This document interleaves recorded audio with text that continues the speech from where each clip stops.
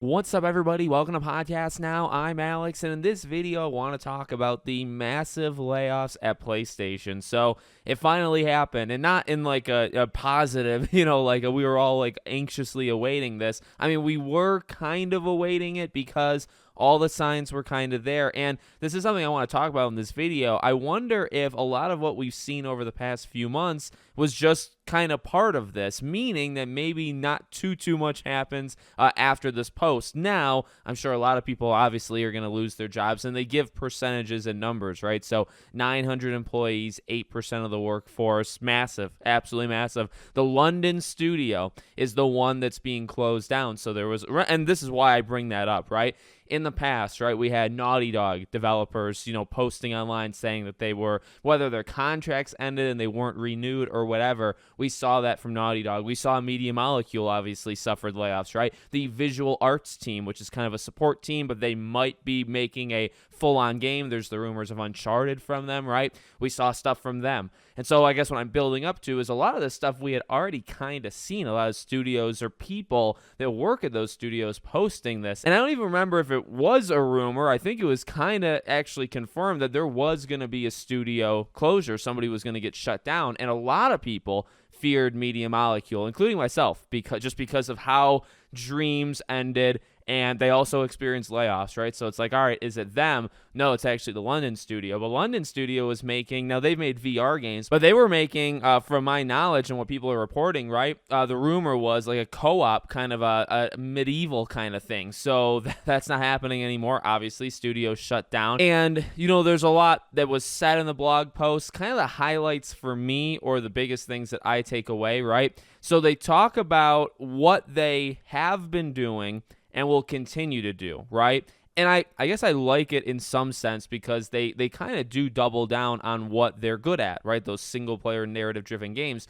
They basically say that comes with a cost. And it might be their way of saying, hey, we want to keep doing this, and we know that the money, as we've reported and talked about, the money's not exactly there anymore. You kind of need live service to help you out, so we're gonna have to make some cutbacks, as well as if you're doing live service, if you're putting, and this is what Herman Hulse says, if you're doing things on PC and mobile, launching games on it, it requires a different approach and different resources. So that's another thing where it's like, are you cutting down where possible to then, like, do you have to expand somewhere else? I mean, honestly, that part makes it sound like it. Like, they gotta eliminate what they can, and then because they're doing different kinds of things, they push into different realms. I will say, because I don't think I've said it yet in this video, I mean this for all of these, layoffs. Like, this sucks. This absolutely sucks. And this is a dark day. 900 people, 8% of PlayStation. Like, that's a big percentage. It doesn't sound like it, but when you have a massive entity, 8%,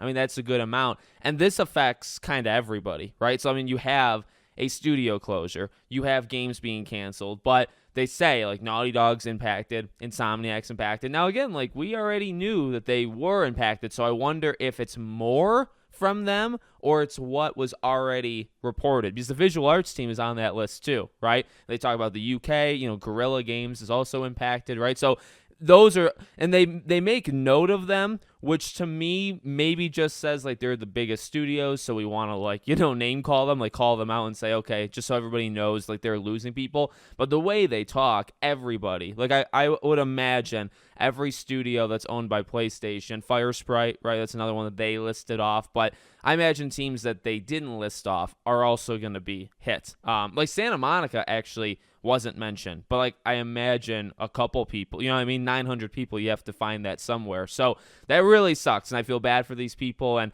like we talked about yesterday, even with Supermassive Games, like I hope these people land on their feet, find jobs elsewhere. It's becoming, I mean, the more hundreds and thousands of people that you lay off, the less jobs. They're all competing for the same jobs at this point. And I guess the last thing I want to say, I kind of just mentioned it, a few minutes ago. So what I found actually interesting that jumped out to me right away, and I haven't actually seen too many people talk about this. So in the blog where they talk about, okay, narrative games basically have a cost, and doing live service, you have to kind of shift resources.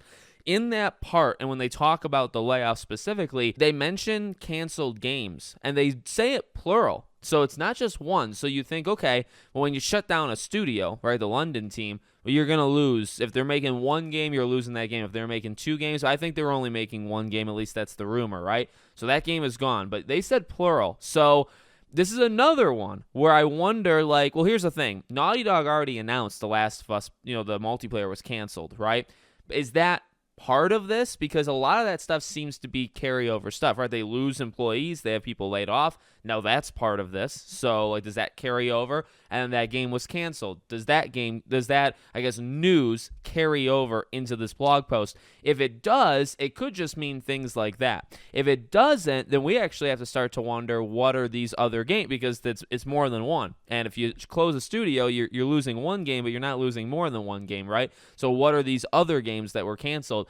I honestly think it could be this live service thing, because we've kind of been building up to it, right? So they say there's going to be, 10 games in like a 4-year span, and then they push it, right? And then I believe they said it was going to be like 5 games now over that span, and some games got pushed out of it, and some games kind of got removed altogether. So again, does that carry over? Is that what they're talking about, these live service games that get pushed out of this next 4-year window? Or are there single-player games that we don't know about? If you lay off people at that visual arts team and they were making, let's just say, an Uncharted game or just a game of their own, right? If you lose people there, do you cancel that game? Because they kind of help everybody on top of potentially making their own game. So do you lose that game? So now you're starting to wonder, I'm starting to wonder, right? Like what? I mean, we know the people that are affected and it sucks. We know the studios are affected and it sucks. Are any specific games that we can actually point to, are they affected by this? We'll see.